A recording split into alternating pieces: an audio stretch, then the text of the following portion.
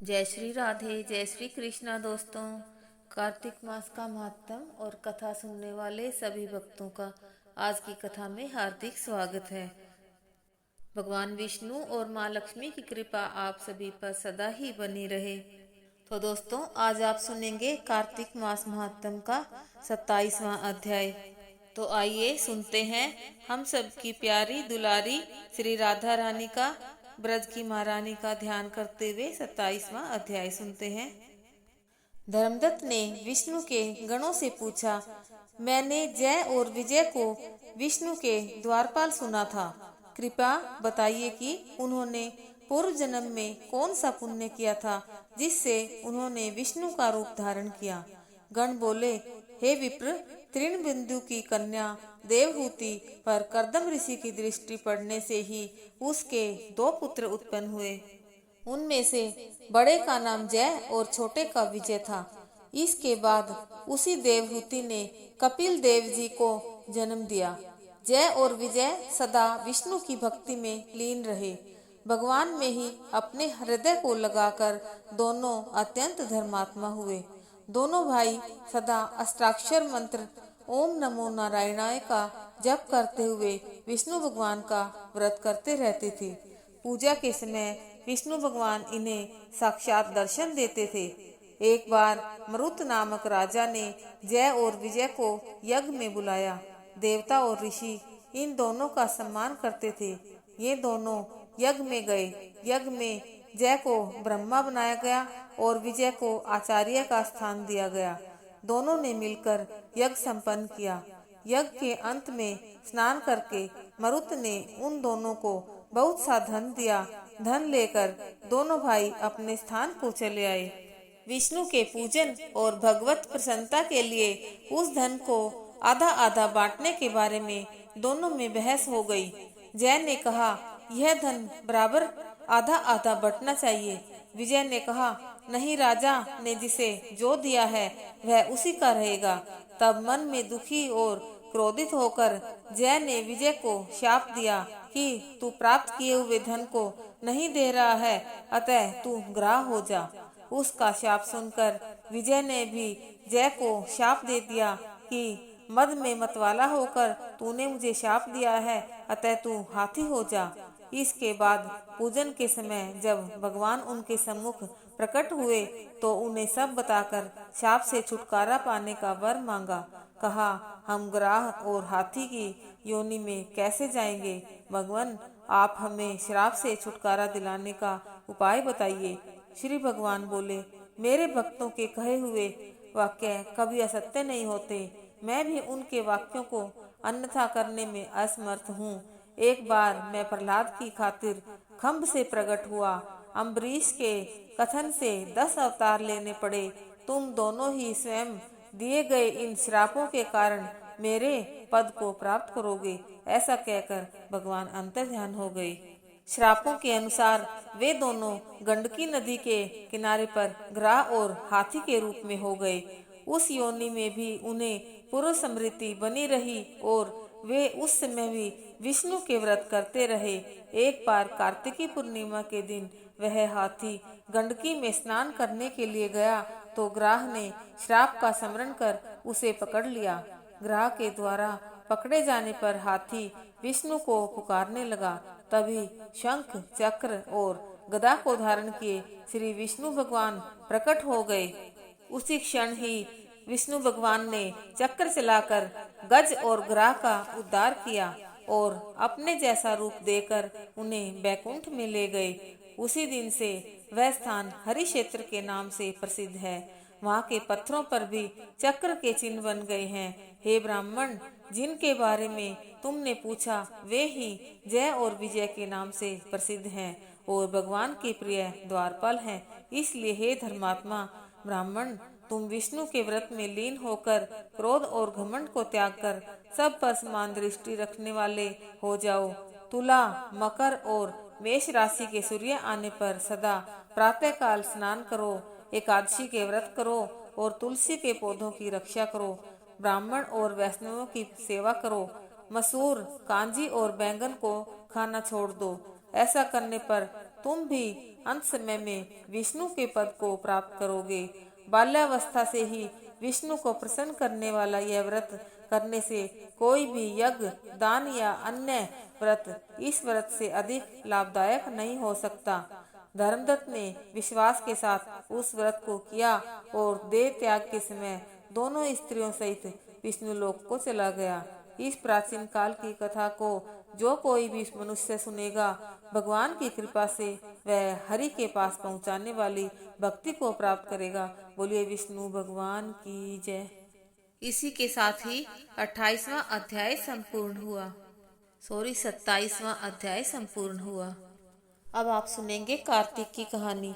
एक बुढ़िया थी, वह कार्तिक नहाने को जाने लगी तो उसके बेटे ने अपनी पत्नी से कहा कि माँ के लिए 30 लड्डू बना दो और कुछ खाने का सामान भी बांध दो ताकि पूजा पाठ करके माँ कुछ खा पी सके। तब बहू ने जल भूनकर 30 लड्डू बांध दिए और बुढ़िया कार्तिक नहाने के लिए चली गई। नदी किनारे कुटिया बनाकर रहने लगी। बुढ़िया रोज सुबह उठकर नहा धोकर पूजा पाठ करके जब लड्डू खाने बैठती तब हनुमान जी बंदर बनकर उसके सामने प्रकट होते। तब बुढ़िया खुश होकर बंदर को लड्डू खिला देती। इस प्रकार वह रोज आकर बुढ़िया के लड्डू खा जाता। कार्तिक का महीना समाप्त होने पर हनुमान जी प्रकट हुए और बुढ़िया की कुटिया महल बन गई। उस महल में धन दौलत व अन्न के भंडार भर गए। बुढ़िया निरोगी हो गई और वह बहुत धूमधाम से अपने बेटे के पास धन दौलत लेकर आई। तब वह बहू कहने लगी कि अगले कार्तिक मैं भी अपनी माँ को नहलाऊंगी। आया कार्तिक का महीना, उसने खूब सारा घी मेवा डालकर लड्डू बनाए। अपनी माँ को 30 लड्डू बांध दिए और माँ कार्तिक नहाने गई। रोज सुबह सुबह उठकर लड्डू खाने बैठ जाती। तब हनुमान जी बंदर बनकर उसके सामने आते तो वह पत्थर मारकर कहती कि मेरा ही पेट नहीं भरता, तुम्हें कहाँ से दूं। इस प्रकार वह रोज सुबह सुबह खाने बैठ जाती थी। कार्तिक के समाप्त होने पर हनुमान जी प्रकट हुए और उसकी कुटिया कचरे के ढेर में बदल गई और बुढ़िया डुकर बन गई। उसकी बेटी अपने पति से कहने लगी कि कार्तिक महीना समाप्त हो गया है, मेरी माँ को बैंड बाजे के साथ धूमधाम से लेकर आओ। जब वह अपनी सास को लेने नदी किनारे गया तब देखता है ना तो वहाँ सास है ना ही कुटिया। कुटिया की जगह कचरे का ढेर है। उस ढेर पर बुढ़िया डुकर बनकर घूम रही है। तब हनुमान जी प्रकट हुए और कहा कि बेटा, तुम्हारी माँ ने सच से कार्तिक नहाया था, पूजा पाठ करती थी, इसलिए तुम्हारी माँ पर कार्तिक देवता बरसे और वह बुढ़िया पापी मन से यहाँ रहती थी। इसने कार्तिक महीने में बेटी के घर का अन्न खाया, इसलिए कार्तिक देवता इस पर रुष्ट हो गए और यह डुकर बन गई। कार्तिक देवता जैसे माँ पर बरसे वैसे सब किसी पर बरसे। बोलिए कार्तिक देवता की जय। बोलिए हनुमान जी महाराज की जय। अब आप सुनेंगे राम लक्ष्मण की कहानी। एक जाट जाटनी बहुत गरीब थे। जाटनी जाट से बोली, मैं तुम्हें 4 रोटी बना के दूंगी, तुम नदी किनारे जाना, वहाँ राम और लक्ष्मण आते हैं, वहाँ जाके कहना राम बड़े लक्ष्मण छोटे, वो बैठे अम्बे की डाली, वो बैठे चंबे की डाली, मट्टी का दशरथ बनावे, मक्खन मिश्री का भोग लगावे, दे परिक्रमा घर को आवे। जाट रास्ते रास्ते याद करता चला गया पर वहाँ जाके भूल गया। वहाँ बोला लक्ष्मण बड़े राम छोटे, वो बैठे अम्बे की डाली, वो बैठे चंबे की डाली, मट्टी का दशरथ बनावे, मक्खन मिश्री का भोग लगावे, दे परिक्रमा घर को आवे। राम बोले लक्ष्मण से, लक्ष्मण तुम्हें बड़ा बताया है, तुम कुछ दो। लक्ष्मण बोले, हे राम, इसकी बुद्धि मलिन हो गई, यह मूर्ख है, कहीं राम से भी बड़ा कोई दुनिया में है। राम बोले, नहीं लक्ष्मण, तुम्हें बड़ा बताया, तुम्हें कुछ दो। लक्ष्मण ने थोथे बांस में मोहर अशर्फी भरकर दे दी। रास्ते में मोहर अशर्फी चोरों ने हर ली। घर गया तो जाटनी बोली, कुछ मिला? जाट बोला, हाँ मिला तो बहुत कुछ था, परंतु रास्ते में चोरों ने हर लिया। जाटनी ने कहा, कोई बात नहीं, कल फिर जाना। अगले दिन फिर 4 रोटी बनाकर दी, फिर सिखाया राम बड़े लक्ष्मण छोटे, वो बैठे अम्बे की डाली, वो बैठे चंबे की डाली, माटी का दशरथ बनावे, माखन मिश्री का भोग लगावे, दे परिक्रमा घर को आवे। रास्ते रास्ते याद करता चला गया, पर वहां जाकर फिर भूल गया। वहां बोला, लक्ष्मण बड़े राम छोटे, वो बैठे अम्बे की डाली, वो बैठे चंबे की डाली। माटी का दशरथ बनावे, माखन मिश्री का भोग लगावे, दे परिक्रमा घर को आवे। राम बोले, हे लक्ष्मण, आज भी तुम्हें बड़ा बताया, तुम कुछ दो। लक्ष्मण बोले, हे राम, इसकी बुद्धि मलिन हो गई, मूर्ख है, कहीं राम से बड़ा कोई दुनिया में है नहीं। राम बोले, लक्ष्मण, तुम्हें ही बड़ा बताया, तुम ही कुछ दो। लक्ष्मण ने सोने की ईंट दे दी। रास्ते में चोरों ने हर ली। घर गया, जाटने ने पूछा, कुछ मिला? जाट बोला, मिला तो था, रास्ते में चोरों ने हर लिया। जाटनी बोली, तुमने क्या कहा? जाट बोला, मैं तो लक्ष्मण बड़े राम छोटे, वो बैठे अम्बे की डाली, वो बैठे चंबे की डाली। माटी का दशरथ बनावे, माखन मिश्री का भोग लगावे, दे परिक्रमा घर को आवे। जाटनी बोली, तुम तो बहुत भोले हो, कहीं भगवान राम से बड़ा कोई है? कल फिर जाना, ठीक ठीक बोलना। अगले दिन फिर जाट गया। उस दिन ठीक ठीक बोला। राम बड़े लक्ष्मण छोटे, वो बैठे अम्बे की डाली, वो बैठे चंबे की डाली। माटी का दशरथ बनावे, दे परिक्रमा घर को आवे। लक्ष्मण बोले, हे राम, आज इसको अकल आ गई, इसको कुछ दो। राम मुस्कुराते हुए आए और बोले, भाई मेरे पास क्या है, यह जोड़ की मिट्टी है, ले जा। यह कहकर अपने हाथ से थोड़ी सी मिट्टी की डली दे दी। जाट बड़बड़ करने लगा, बुढ़िया माई ने उल्टी सीख दी, रोज सोना चांदी मिलता था, आज मिट्टी की डली मिली। मिट्टी लेकर घर की ओर गया। बीच रास्ते चोरों ने मिट्टी देखी, मिट्टी देखकर कुछ नहीं बोले। घर गया तो जाटनी बोली, कुछ मिला? हाँ, तेरी उल्टी सीख के कारण मिट्टी की डली मिली। जाट ने कहा। जाटनी बोली, कोई बात नहीं, कुछ तो लेकर घर में आया, बड़े रोज तो तुम खाली हाथ घर में आते थे। मिट्टी कुछ न कुछ तो काम आएगी, चूल्हा लिपेगी, आंगन लिपेगी। वे तुलसी के पौधे के नीचे रखकर सो गए। सवेरे उठकर देखा तो हीरे मोती जगमग हो रहे हैं। भगवान राम तो मिट्टी का भी सोना कर दें। जैसे भगवान राम ने उनकी दरिद्रता दूर की, ऐसे सबकी करे, कहते सुनते और हुकारा भरते की दरिद्रता दूर करे। बोल सियापति रामचंद्र भगवान की जय। अब आप सुनेंगे विनायक जी की कथा। एक गांव में दो माँ बेटी थी। बेटी अपनी माँ से बोली कि गांव से सब लोग गणेश मेला देखने जा रहे हैं, मैं भी मेले में जाऊंगी। माँ बोली कि वहाँ पर बहुत भीड़ होगी, कहीं गिर पड़ गई तो चोट लगेगी। बेटी ने माँ की बात नहीं मानी तो माँ ने बेटी को 2 लड्डू और घंटी में पानी देकर कहा कि एक लड्डू तो गणेश जी को खिलाकर पानी पिला देना, दूसरा लड्डू तुम खाकर बचा हुआ पानी पी लेना। बेटी मेले में चली गई। मेला समाप्त होने पर सभी गांववासी वापस आ गए, परंतु उसकी बेटी नहीं आई। वह गणेश के पास बैठी रही। एक लड्डू पानी गणेश जी तुम्हें और एक लड्डू पानी मुझे, इस तरह कहते हुए पूरी रात बीत गई। गणेश जी ने सोचा कि यदि आज मैं लड्डू खाकर पानी नहीं पीऊंगा तो यह अपने घर नहीं जाएगी। इसलिए गणेश जी लड़के का रूप बनाकर आए, बेटी से लड्डू लेकर खाया, वह पानी पिया और कहा, कुछ मांगो। बेटी मन से में बोली कि क्या मांगू? अन्न मांगू, धन मांगू, महल मांगू, सुहाग मांगू, खेत मांगू, बैल मांगू, बस इतना ही मांग लेती हूँ। गणेश जी उसके मन की बात जानकर बोले, अब अपने घर जाओ, जो तुमने मन में सोचा है वह सब तुम्हें मिलेगा। बेटी घर पहुंची तो माँ ने पूछा कि इतनी देर कैसे हो गई? बेटी ने कहा कि आपके कहे अनुसार मैं गणेश जी को लड्डू खिलाकर पानी पिलाकर आई हूँ और देखते ही देखते जो कुछ बेटी ने मन में सोचा था वह सब कुछ उनके घर में हो गया। गणेश जी महाराज जैसे उन माँ बेटी पर बरसे वैसे ही कहते सुनते हर किसी पर बरसो। गणेश जी महाराज की जय। अब आप सुनेंगे कार्तिक में कही जाने वाली मंगलवार की कथा। हनुमान जी के मंदिर में एक साहूकारनी रोज जाया करती थी। चूरमा की पिंडी और एक रोटी ले जाती, कहती, कांदे सोटो लाल लंगोटो, हनुमान जी खायो चूरमा और रोटी, मैंने तुम्हें दिया जवानी में, तुम मुझे देना बुढ़ापे में। पूजा करने के बाद घर आई तो बहू बोली, सासू जी तुम चूरमा रोटी लेके कहाँ जाया करो? सासू जी बोली, बालाजी के मंदिर में जाया करूं। बहू बोली, मंदिर में तो नहीं जाती हो? सास कुछ भी नहीं बोली, ना खाया जाके सो गई। सोते सोते 5 दिन हो गए। हनुमान जी सपने में आए, बोले तूने तो जवानी में दिया, मैं तुझे बुढ़ापे में दूं। बुढ़िया बोली आज तो तुम दे रहे हो, रोज कौन देगा। हनुमान जी बोले मैं रोज दे दूंगा। बुढ़िया ने चूरमा खा लिया। बहू के घर में कुछ भी न रहा, सब चीज में घाटा हो गया। बहू बोली सास ने देखो 7 दिन हो गए, मैंने तो खाने को भी नहीं दिया, जाके देखा तो खूब मोटी हो रही है।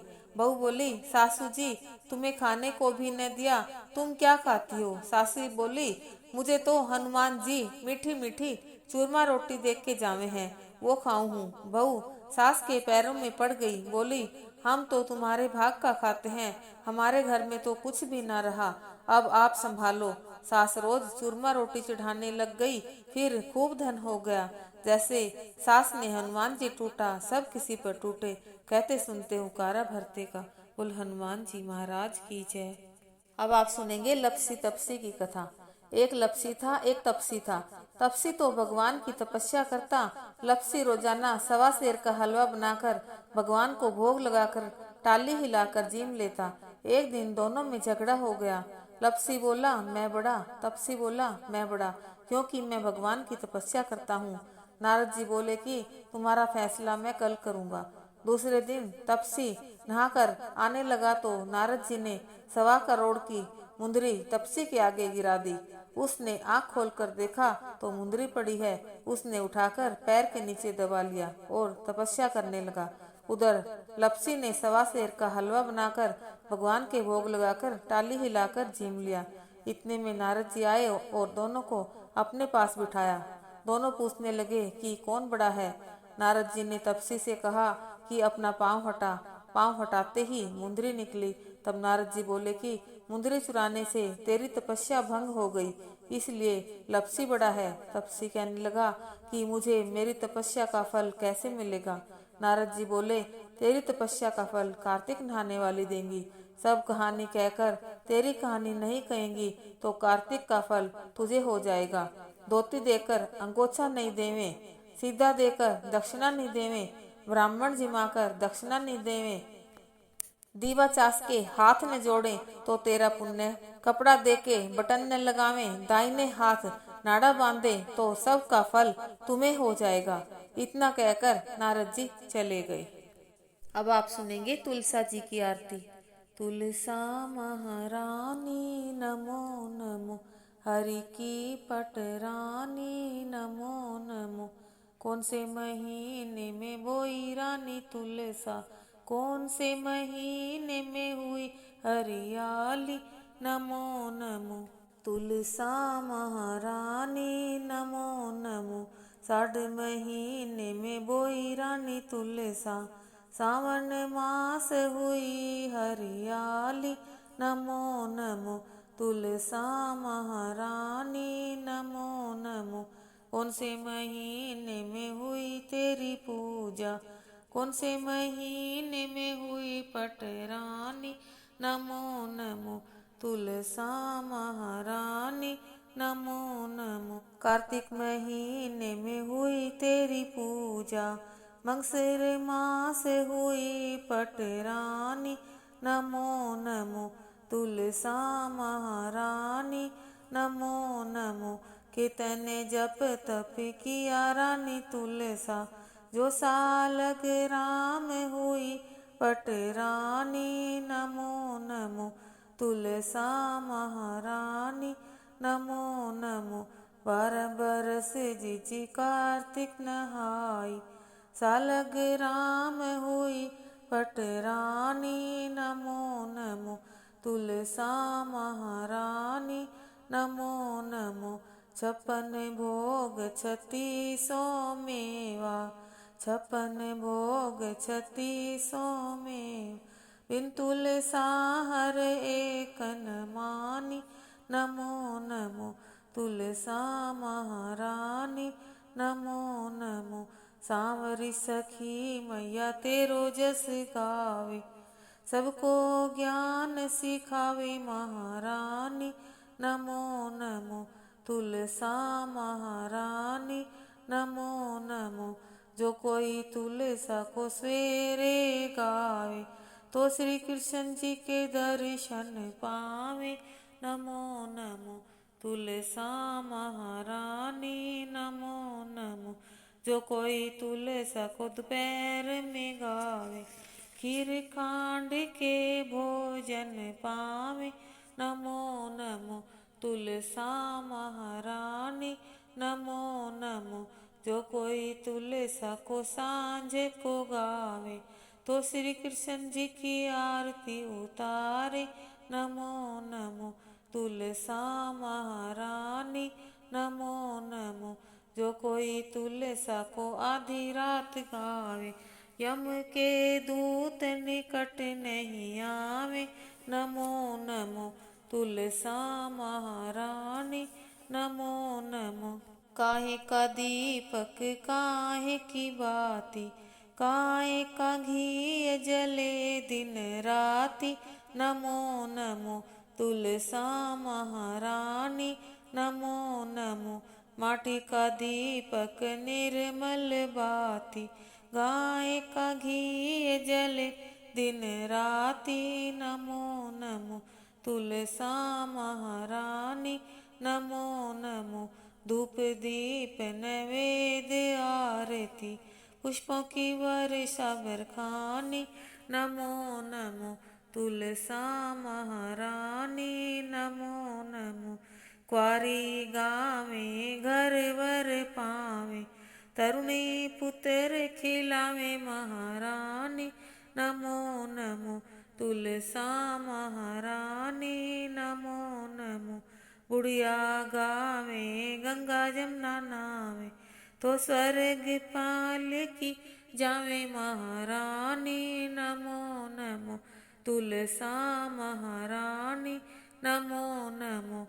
हम तुम गावे सदा सुख पावे, तुलसा के लाड लडावे महारानी। नमो नमो तुलसा महारानी, नमो नमो। हर की पटरानी, नमो नमो। श्री कृष्ण जी की प्यारी, नमो नमो। बोले तुलसा महारानी की जय।